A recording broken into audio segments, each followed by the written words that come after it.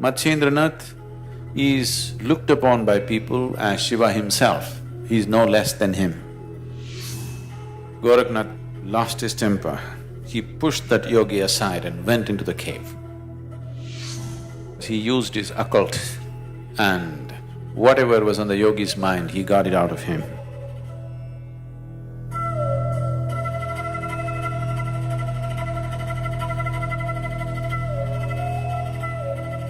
Gorakhnath was a very, very accomplished yogi. In the whole history of Indian yogic culture, he's a star who stands out in many ways. His guru was Matsyendranath. Matsyendranath is looked upon by people as Shiva himself, he is no less than him.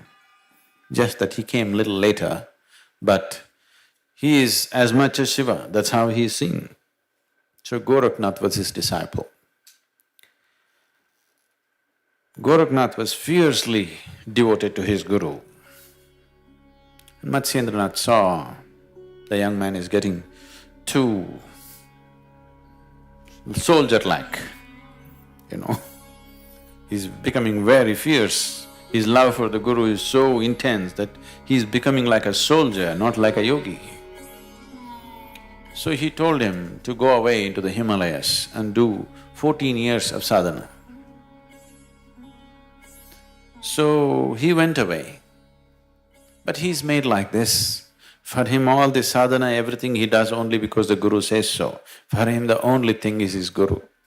Fiercely dedicated to his guru. So when he sat in the Himalayas, 14 years, every day, every moment, he was only counting the moments. When 14 years will be over, I'll go back to my guru. At the same time, he did the sadhana. Because of this 14 years of sadhana, he acquired many possibilities. He didn't use it. He knew the possibilities. Then he came back to the mountain which is the beginning of the Deccan Plateau, which is the beginning of the Western Ghats, just 160 to 200 kilometers south of Bombay. Now that mountain is called as Gorakhnath mountain. It is named after him. Even today, there are people, I had the thing of being with them for some time. So he came down all the way back. See, you must understand the whole setup. Walking all the way up to Himalayas, staying there for 14 years and walking all the way down with just one fierce thought and emotion that he wants to be in the presence of his guru. That's not a small thing. This is not a small exercise. To go up Himalayas, wait there for 14 years and come back all the way walking down. When he came, the cave in which Matsyendranath was staying, just outside, there was a monk. There was another yogi who was manning that. So he came back and this yogi stopped him and said, "You cannot enter the cave." Gorakhnath said, "What? I cannot enter the cave? I can't see my guru? I've been waiting for 14 years. He said, "No, you cannot enter." Gorakhnath lost his temper. He pushed that yogi aside and went into the cave. When he went into the cave, Matsyendranath was not there, the guru was not there. So he became distraught, where is he? So he came out and asked the yogi, "Where is the guru?" He said, "I won't tell you.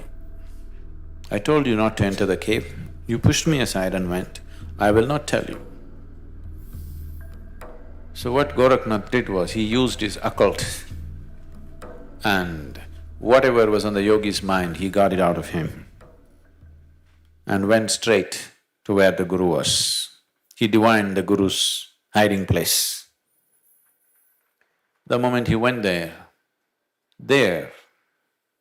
the guru had left instructions with another yogi, saying he needs to go for another 14 years to Himalayas because he misused the sadhana that I gave him. I gave him sadhana for his spiritual growth, but he used it to divine into somebody else's mind, which no yogi should ever do. Another 14 years. So, Gorakhnath asked, "Is there any way to shorten the period?" If you sit in an impossibly difficult posture, we will cut it down to half the term, 7 years.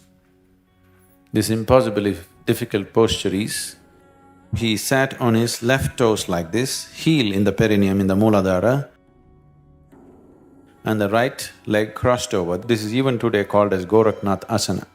So he was just on his toes, up, his Mooladhara supported by the left heel and his right leg here, he sat like this for 7 years. Either 14 years term or 7 years rigorous. So then he came back. There's a whole lot of stories of how Matsyendranath tempered Gorakhnath's love for him. You know, there are many other incidents, wonderful incidents. How this man's fierceness of love just drove him beyond all discipline many times, and how Matsyendranath constantly controlled it in so many different ways, because he knows the potential of the man. This man is the kind who can change the world. He's got that kind of capability, but he's too much fire without being stabilized and channelized. Gorakhnath went about later on, after the passing of his guru, went about establishing one of the most widespread spiritual movements in India. If you see anybody with a large ring on his ear, a large ring, usually a bone ring, that means he's a Gorakhnathi. Usually, even today, the Gorakhnathis always carry a stick and a dog with them. They love dogs. They carry their dogs on their shoulders, they won't let them walk. Okay, they got… all the time they have dogs which are pitch black in color, they won't have any other dog, only black dogs. And they love their dogs so much, they're well fed, the dog's really fat and nice, and they won't let them walk. They'll carry them and walk hundreds of miles. So Gorakhnathis are generally known as these days as Nathis, or they're known as comforts because they have a hole in the ear. So they're called comforts. Very fierce band of people even today. It's fallen on many bad times, but still it's one of the groups which really has true sadhakas still going after thousands of years. There is a ashram of the Nathis. There are a large number of samadhis of Nathis who attained. Only those who attained got proper stone samadhis, others were buried under the trees. So you will see a large number of that, showing the richness of that system that so many people attained.